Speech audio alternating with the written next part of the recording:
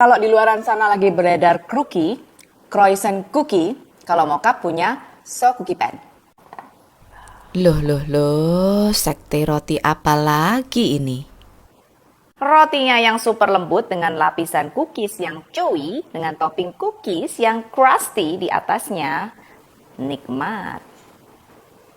Gimana sih ini? Rotinya yang empuk dengan coklatnya yang lumer-lumer di tengah. Rugi kalian nggak cobain ini. Cara membuatnya sih mirip sama membuat roti babka. Hanya saja adonan tengahnya menggunakan adonan cookie dough. Setelah adonan cookie dibuat, dicetak dan didinginkan, bungkus dengan adonan roti. Cara membungkusnya kayak gini ya. Next, kalian bisa gilas hingga pipi, or gulung, lalu belah jadi 3, lalu kepang. Pokoknya banyak cara deh membuat roti macam babka ini. Terserah kamu deh nyamannya gimana.